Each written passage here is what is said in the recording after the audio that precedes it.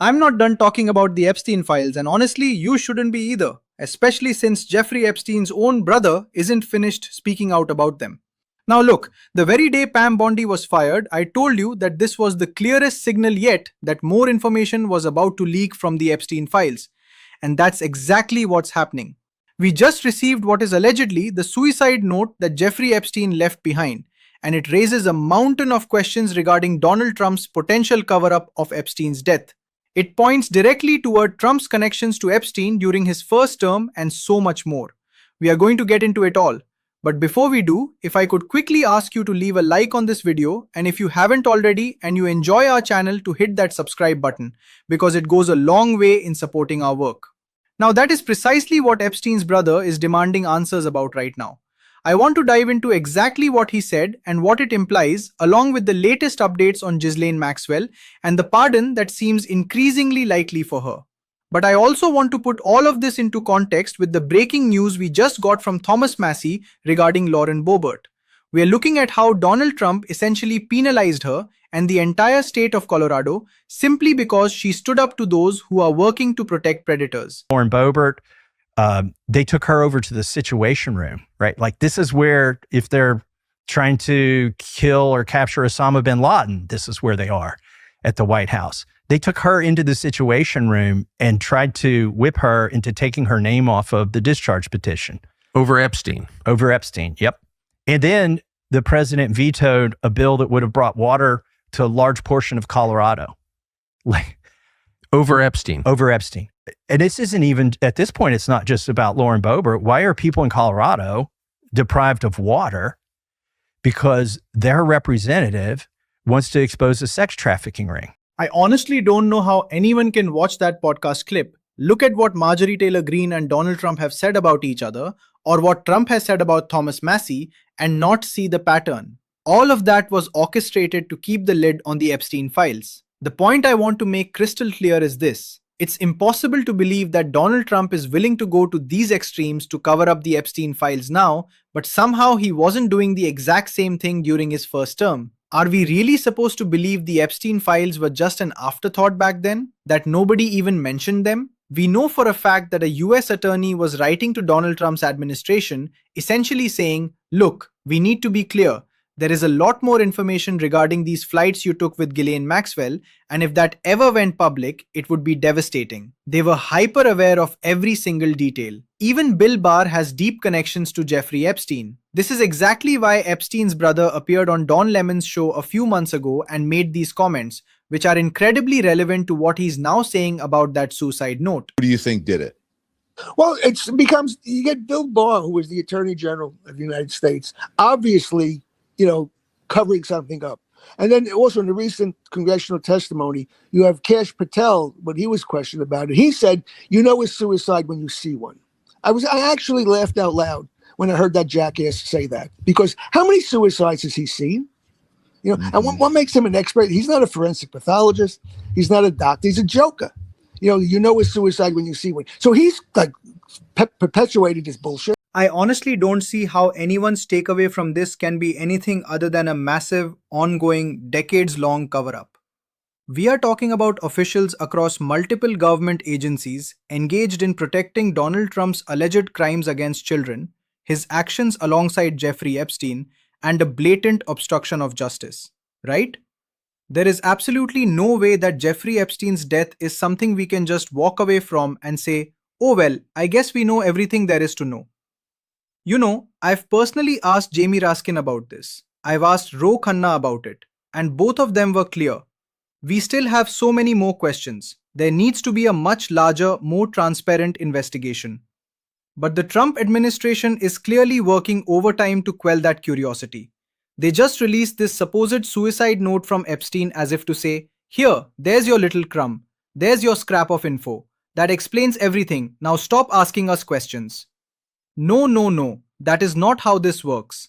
This release actually opens up far more questions than it answers. And that is exactly the point Jeffrey Epstein's brother is making right now. Epstein's brother raises new questions about suicide note. A note allegedly left by Jeffrey Epstein has reignited conspiracy theories. Jeffrey Epstein's brother is calling BS on a newly surfaced suicide note supposedly written by the disgraced financier before his death. Mark Epstein said he believes the handwritten note, which was unsealed this week by a federal judge, is a fake note designed to prop up the official ruling that his brother died by suicide in his jail cell while awaiting trial in 2019. It wouldn't be hard to get some pro forger to forge a note, Mark, 71, told Business Insider. That's the easiest effing thing in the world to do. The note remained buried in court records for years before a federal judge unsealed it this week as part of a criminal proceeding into a former Epstein cellmate. The cellmate, a former police officer convicted of murdering 4 men and burying them on his upstate New York property, claims that Jeffrey Epstein left his note inside a book after his attempted suicide in July 2019, weeks before the notorious pedo was found dead inside his New York Correctional Center cell.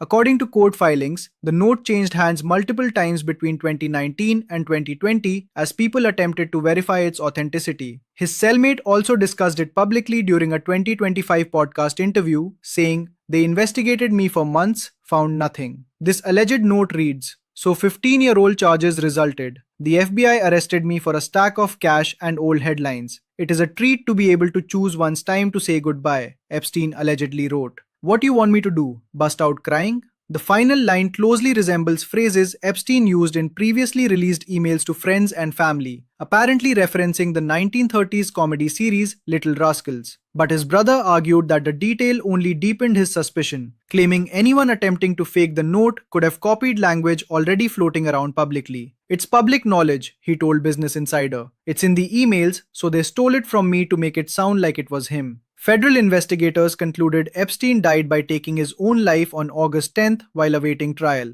But the case has remained a magnet for conspiracy theories for years, fueled by malfunctioning cameras and disputes surrounding Epstein's injuries. Mark Epstein has consistently rejected the official finding and maintains his brother was murdered. Yeah, so I don't trust any of this, and frankly, how could anyone? A note is supposedly passing hands in 2019 and 2020, and now all of a sudden we get it? Right when people continue to ask questions and Donald Trump just wants this to go away? That screams suspicious. That screams fishy. This makes absolutely no sense, right? We should all be asking way more questions about this, especially because there is good reason to be suspicious more broadly about Donald Trump and his attempts to cover up his involvement with Epstein and his associates, whether it's through bribery or meddling with their prison sentences. Not C-SPAN, CNN, just did a very detailed report on this.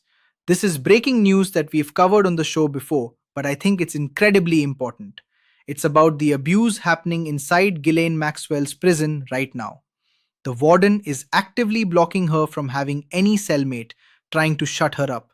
And they're talking about all the gifts, all the benefits, all the VIP treatment she's getting. It is incredibly important, and I want to take a look. Tonight, an Outfront exclusive. Jeffrey Epstein accomplice Ghislaine Maxwell's fellow inmates are speaking out tonight about Maxwell and the special treatment she received, and how they say prison officials punished them for talking about it, for criticizing Maxwell.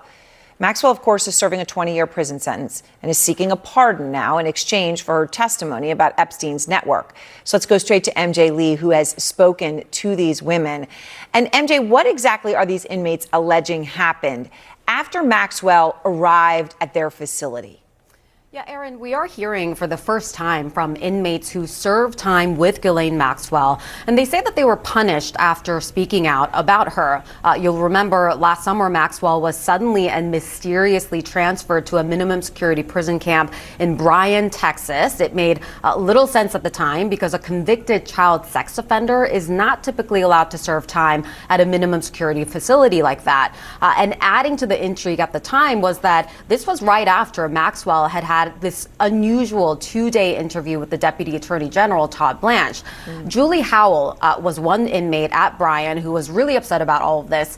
She says she consulted the inmate's handbook, which said that she could talk to media, and she decided to respond to a reporter at the Telegraph who had reached out.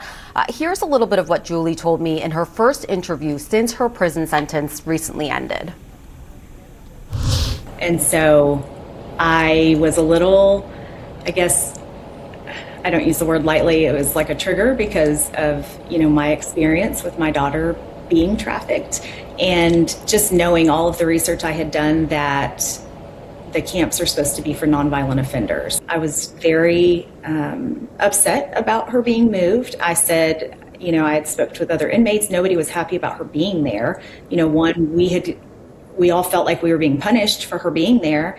And then given her crime, she shouldn't be there per BOP policies and procedures. And so it was very unfair. And several days after she sends that message to the reporter through her husband, Julie says she gets called into the lieutenant's office. She doesn't know what's going on, but she quickly realizes that she's in trouble. He says, did you speak to a reporter? He said, well, it's all over the World Wide Web. I waited in a cell for, I don't know, I think it was less than an hour. The warden came in, asked what I was thinking, said that her phone was blowing up all weekend. I ruined her weekend. I shouldn't have talked to them. And I did apologize. I mean, at this point, I'm a little teary-eyed. I said, I didn't mean to cause issues. I answered a question. And when I told her that my daughter had, a trafficking experience, she rolled her eyes and flipped her hair back. And she was like, it's too late for apologies, and walked out. Now, Julie was written up and sent to a higher security facility in Houston, and she is now on supervised release. The warden of the Bryan prison, Aaron, declined to comment for this story. Wow. All right, so these retaliation claims, MJ, obviously are very significant, but you've also uncovered new allegations about how Maxwell was treated inside that facility. I mean, what did the inmates who were there with her describe to you? Yeah, we spoke with the second inmate who was also at Bryan. She is anonymous. She's not going to be on camera because she's still serving time and is afraid of being punished even more. She described a very similar experience where she spoke with a reporter over the phone about Maxwell as well. And immediately she says she was kicked out of Bryan. This inmate overlapped with Maxwell for a number of weeks and says that she saw the special treatment that Maxwell was getting at the time. Within a day of her arrival, we had armed guards, marshals patrolling. If she had a visitation, she would get to, they closed the chapel and the indoor rec and allowed her to use that building for her personal visits when we had visitation, that happened in the visitation building, which is good. We didn't, no one wanted her around the kids or anything. She'd get bottled waters and clamshell meals delivered to her room.